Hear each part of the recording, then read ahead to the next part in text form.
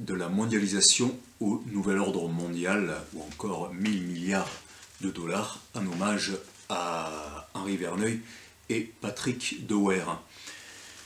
Dans les parties précédentes, nous avions vu la Révolution française et la Révolution américaine, l'annonce de la dictature scientifique chez Russell, Huxley, l'annonce de l'extermination et de la dénationalisation définitive de certains peuples par Engels, l'annonce de la mondialisation chez Renan, et d'une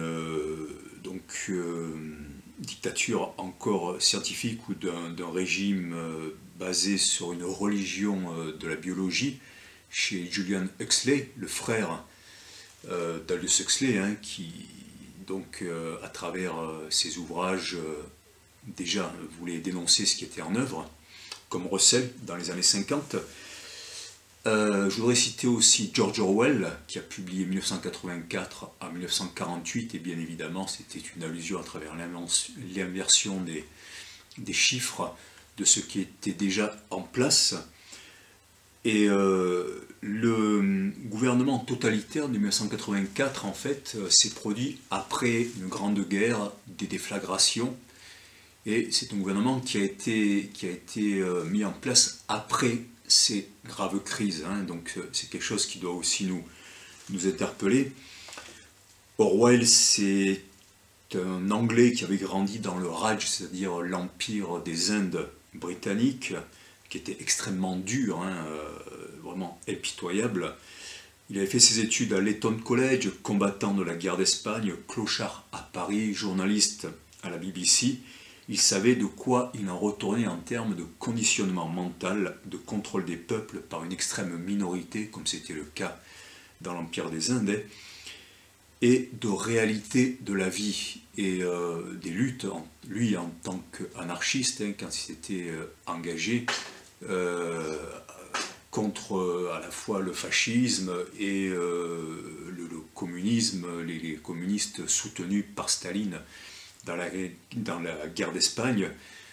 Il savait vraiment ce qu'il y avait derrière les dictatures.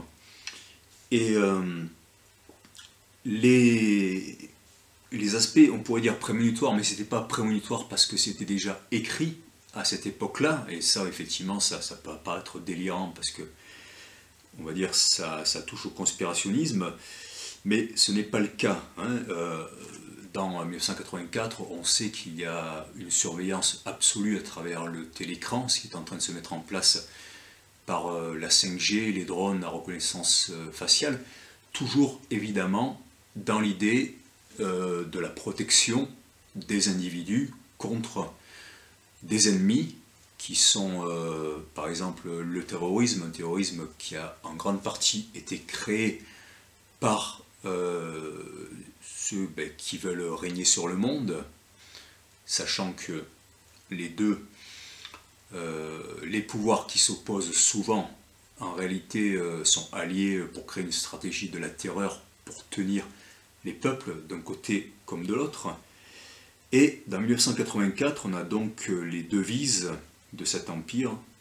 La guerre, c'est la paix. La liberté, c'est l'esclavage. L'ignorance, c'est la force.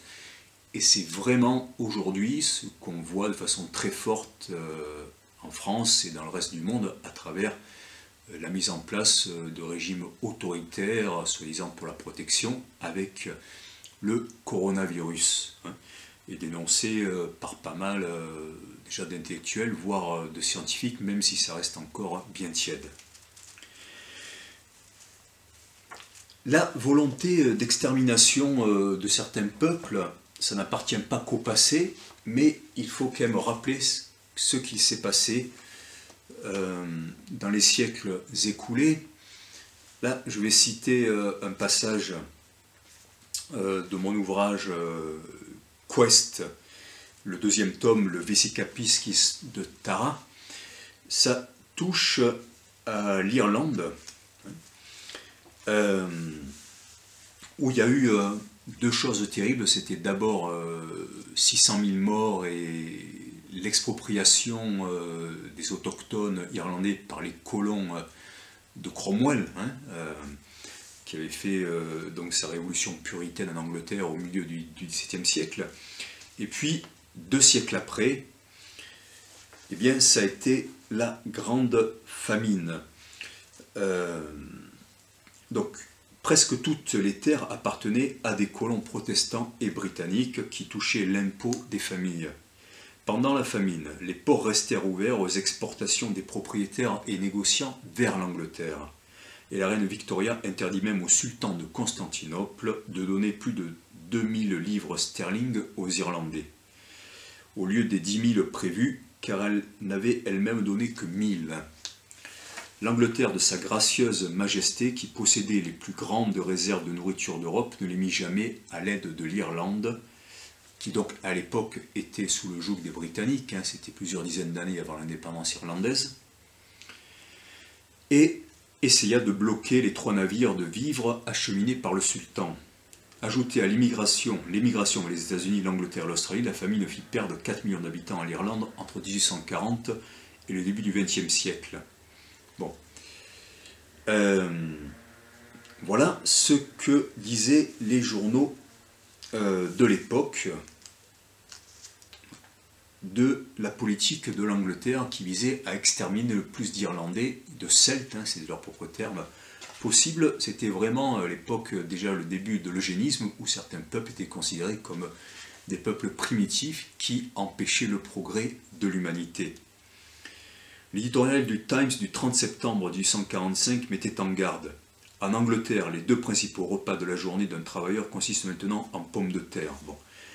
Ensuite, il y a eu le mildiou, et l'économiste de la reine d'Angleterre, Nassau Senior, exprima sa peur que la politique anglaise n'extermine pas plus d'1 million d'Irlandais en 1848, et que cela soit à peine suffisant pour faire un peu de bien, fermez les guillemets.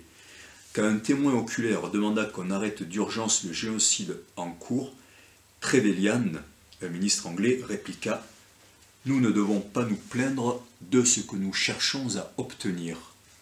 Trevelyan insista sur le fait que tous les rapports de décès par la faim étaient largement exagérés jusqu'en 1847. Il déclara ensuite qu'il s'était arrêté et refusa l'entrée du bateau américain Sorcière qui venait apporter de l'aide. Thomas Carlyle, un influent essayiste britannique, écrivit « L'Irlande est comme un rat à moitié mort de faim qui croise le chemin d'un éléphant. Que doit faire l'éléphant? Le piétiner, ciel, le piétiner. Annihilation totale, suggéra le directeur du Times du 2 septembre 1846.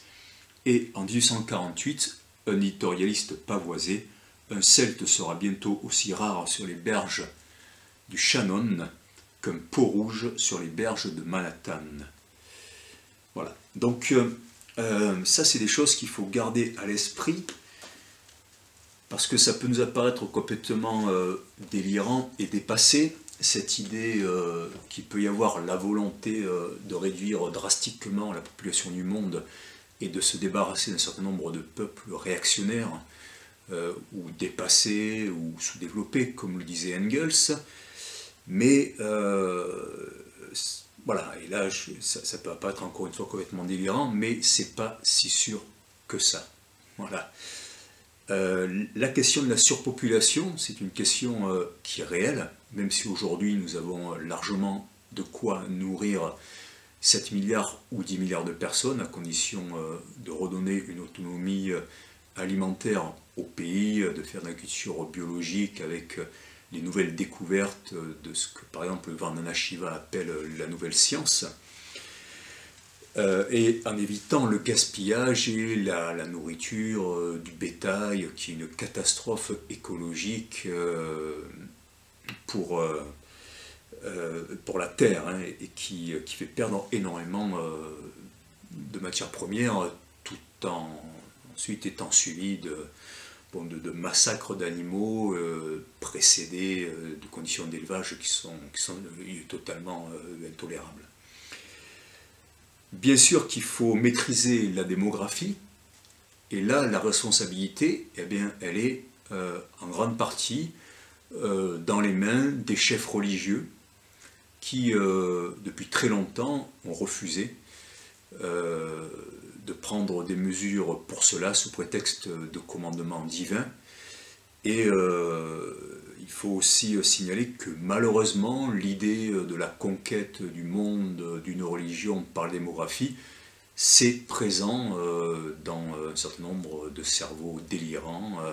Donc c'est quelque chose qu'il ne faut pas nier, mais eh bien, c'est aux individus de se responsabiliser et aux chefs religieux de faire leur devoir. Sinon, de l'autre côté, ça peut tout à fait justifier l'idée que eh bien, nous sommes en guerre contre des peuples qui veulent nous envahir par leur démographie et nous tirer vers le bas par leur obscurantisme, et qu'à partir de là, eh bien, c'est eux ou nous. Voilà, donc il ne faut jamais prêter le flanc à ce genre de critique, et la responsabilisation, elle doit être bel et bien là, évidemment. Voyons maintenant ce qui touche à la poursuite des révolutions et de la mondialisation à travers les économies et les groupes libéraux. Je rappelle, pour ceux qui n'ont pas vu le début de la conférence, des choses qui sont au cœur de la théorie du complot, c'est-à-dire le billet de $1 américain avec la pyramide et l'œil et la devise Novus Ordo Seclorum, qui renvoie eh bien, à la prophétie de Virgile dans sa 4e églogue des bucoliques. Je n'y reviens pas, on a vu ça dans la première partie. Et ce symbole, toujours franc-maçon, de l'œil dans la pyramide, dans la déclaration française des droits de l'homme et du citoyen de 1789, 13 ans après la Révolution américaine. Dans un cas comme dans l'autre, on sait historiquement que ce sont des révolutions franc-maçonnes, et les francs-maçons d'ailleurs en sont fiers parce que c'est le début justement de cette sorte d'âge d'or annoncé par Virgile qu'ils ont repris à leur compte. Et ici c'est Emmanuel Macron, on peut se demander à quoi il joue, connaissant toutes les théories des complotistes, à se faire photographier devant la pyramide du Louvre. Voilà, mais en tout cas, ce qui est sûr, c'est qu'au-delà du symbole, Emmanuel Macron poursuit cette idée d'amener une nouvelle ère de progrès dans l'humanité à travers le libéralisme. On va arriver progressivement à aujourd'hui, mais auparavant, je voulais souligner l'influence toujours des loges maçonniques dans les révolutions qu'on appelait les révolutions atlantiques. Et c'est pour ça que l'alliance du traité de l'Atlantique Nord ou être atlantiste, en fait, souvent c'est des termes qu'on ne comprend pas. Voilà, ce n'est pas des termes qui désignent uniquement l'OTAN, cette organisation militaire, mais ça renvoie à ce qu'on appelait les révolutions atlantistes. Donc j'en parle toujours dans le 2e tome de mon ouvrage,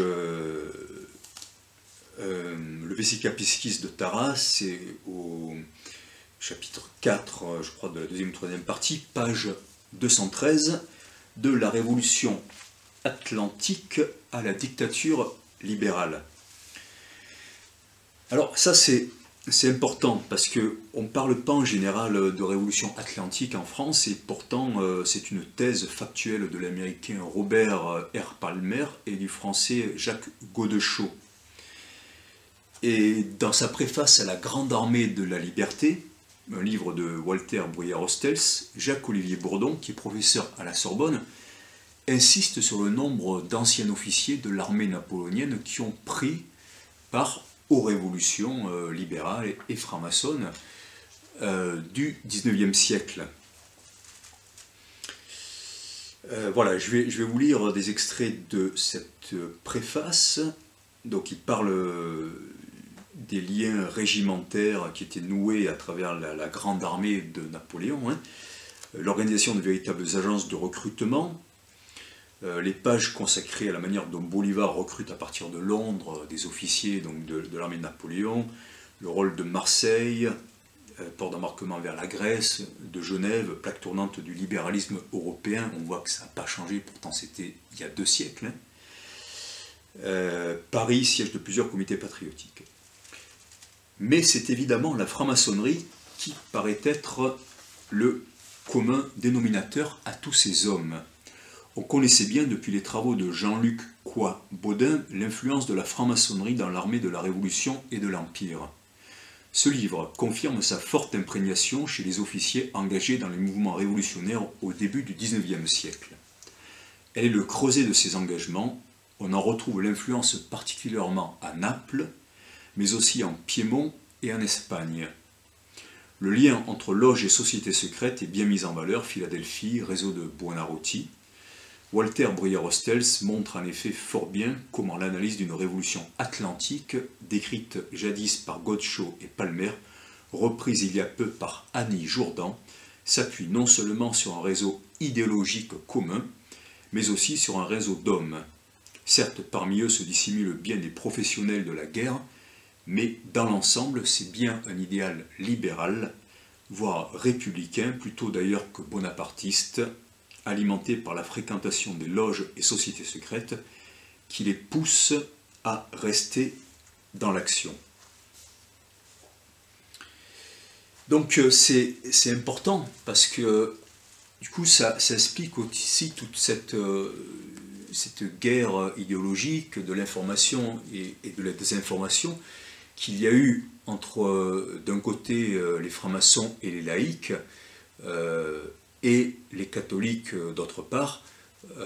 En France, on se rappelle de la loi de 1905, la loi de 1905 de la séparation de l'Église et de l'État. On oublie vite qu'il y a eu quand même énormément de biens qui ont été confisqués à l'Église catholique, et c'était vraiment une lutte à mort. L'idée quand même d'une partie de la franc-maçonnerie, par exemple le Grand Orient de France, c'est un ancien membre de la Grande Loge de France qui l'a dit une fois, c'est quand même la disparition de l'Église catholique. Il y a un homme extrêmement puissant aujourd'hui en France, et qui a été Monsieur Sécurité de Bush aussi, qui a rempli les États-Unis de caméras, et bien c'est Alain Bauer, qui a instauré la chaire de criminologie en France, et là qui a refait son apparition. Lui, il est rentré en maçonnerie à 19 ans, il est devenu président de l'association des étudiants de son université, et il s'est souvent exprimé sur la franc-maçonnerie de façon claire, et évidemment ces arguments sont des arguments simples, comme quoi soit c'est la surveillance totale, soit c'est le terrorisme. Donc n'oublions pas ça, parce que c'est à la base de beaucoup de choses. On pourrait ajouter aussi la révolution russe, qui a été financée depuis des réseaux américains, en particulier un banquier qui s'appelait Warburg. Et tout ça, ça a une logique, parce que, on y reviendra, mais tout simplement au niveau historique et psychologiquement, stratégiquement, humainement, c'est tout à fait compréhensible, même si ça donne naissance à des choses qui sont souvent pires que dans le passé.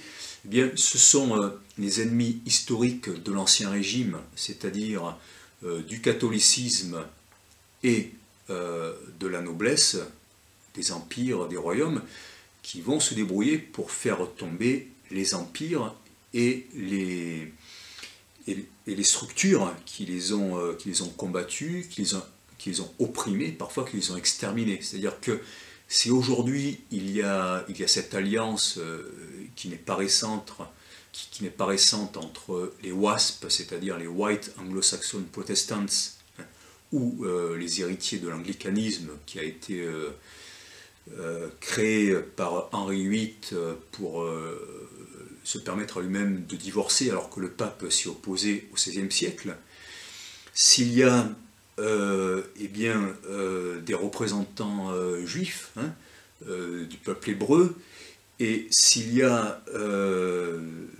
donc des francs-maçons, c'est parce que, historiquement, effectivement, ils ont tous été en guerre, ou ils ont tous été persécutés par l'Église catholique, et jusqu'au régime de Vichy, hein, et jusqu'à Hitler. Le problème, c'est que ceux qui autrefois ont été des forces de progrès, et qui autrefois ont été des persécuteurs, eh bien, en toute objectivité, aujourd'hui, hein, je peux commencer par les francs-maçons, ce sont ceux qui s'opposent le plus au progrès et au changement et à une nouvelle économie qui soit démocratique et qui permette véritablement la justice, la préservation de la terre et la mise en œuvre d'autres découvertes scientifiques, technologiques, qui leur enlèverait la mainmise sur l'économie qu'ils ont. Hein. Et d'une façon, eh bien, évidemment, et malheureusement, le peuple juif est devenu lui-même un peuple bourreau, enfin un certain nombre, hein. Là je dois être prudent quand je parle, mais eh bien, le gouvernement israélien aujourd'hui pratique des choses terribles en Palestine. Et du côté des White Anglo-Saxon Protestants, la façon dont ils se sont comportés par rapport aux Indiens, ou aujourd'hui les évangéliques, dans leur soutien indéfectible à Bush, au sionisme en Israël, voilà, ce ne sont plus, absolument plus des facteurs de progrès, et ils sont responsables du blocage ou de la catastrophe de beaucoup de choses sur la Terre, tout en continuant à se dire les garants du progrès des Lumières par le libéralisme, créateur de richesse, créateur de tolérance, voilà.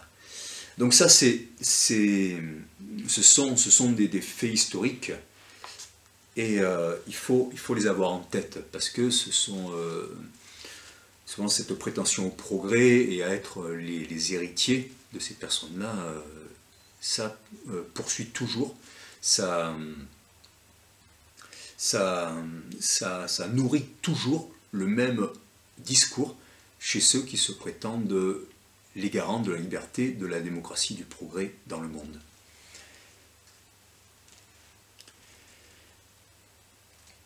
Le péché originel, entre guillemets, bien évidemment, il est à l'intérieur des individus, en même temps que dans ceux qui se proclament ces élites, c'est-à-dire l'absence de responsabilité individuelle. En revanche, l'individualisme dans les choix personnels, le refus d'ouvrir les yeux sur l'économie, sur les produits que nous consommons, sur l'argent que nous plaçons, sur la conséquence de nos votes au niveau national ou au niveau international, et puis bien évidemment la peur et la confusion mentale qui sont instillés et alimentés par les pouvoirs dont je viens de parler, à l'aide de la presse, des forces de l'ordre, entre guillemets, et de toutes sortes de techniques psychologiques liées à la publicité, à la sous-culture, sans parler d'une alimentation suicidaire. Donc on se trouve avec un monde toujours bipolaire ou multipolaire, où ces forces-là, en s'appuyant sur leur passé historique, prétendent nous défendre soit du terrorisme, soit, dans le cas présent, d'une maladie. Mais ça a toujours été fait, d'un côté comme de l'autre d'ailleurs, dans ce monde multipolaire, pour régner sur les peuples à l'intérieur de son pays ou sur une communauté religieuse de façon transnationale. Et si on regarde, véritablement, tout a toujours été fait pour opprimer sans pitié les peuples qu'on était censés amener vers le progrès, malgré eux, et en se les traînant comme des boulets, mais en même temps en comptant sur eux pour faire tourner une économie, un régime, un système de reproduction. C'est-à-dire qu'il faut bien voir comment les révolutions successives, les idéologies successives se sont mises en place les unes après les autres jusqu'à aujourd'hui, où la mondialisation, le nouvel ordre mondial proclamé par certaines personnes, et la science mise au service de ce gouvernement mondial, désiré de façon claire, hein, de façon déclarée, eh bien, tout ça est le fruit d'une évolution historique. C'est-à-dire que on avait en gros jusqu'au XVIIIe siècle l'Ancien Régime avec la domination des clergés et des classes aristocratiques, de la classe aristocratique. Cet Ancien Régime qui se prétendait là de droit divin, aussi bien chez les rois que chez les religieux, chez les empires, a eu 1000 ans pour faire ses preuves et c'est toujours soldé. Là je ne suis pas dans la caricature, ceux qui sont dans la caricature c'est ceux qui aujourd'hui voudraient réécrire l'histoire de l'Ancien Régime de la part des intégrismes de toutes les religions. Hein. Eh bien on a vu qu'il n'y avait pas de progrès scientifique, qu'il n'y avait pas de progrès démocratique, et ça passait vraiment par une grande misère. Je rappelle le servage en Russie, pour donner un seul exemple, jusqu'au début du XXe siècle, ou à la fin du XIXe siècle, voilà. Bon. Sans parler des régimes coloniaux dans beaucoup de pays, dont la France d'ailleurs faisait partie, hein, pas besoin d'aller voir en Amérique du Sud ou de parler du Brésil. Donc, les anciens régimes sont renversés par des révolutions libérales que nous venons de voir, et qui, à nouveau, elles, ont des décennies, puis des siècles, 2 siècles, plus de 2 siècles, pour faire leurs preuves, et cela amène en fait au règne d'une bourgeoisie. Là aussi, ce ne sont pas des termes clichés, mais bon, c'était la réalité, sur d'immenses foules de prolétaires que la révolution démographique jette dans les grandes villes, hein, et voilà, ben c'est le Paris de Victor Hugo ou de Eugène Sue, c'est la Londres de Dickens, c'est Chicago, c'est New York, c'est tous ces pays-là.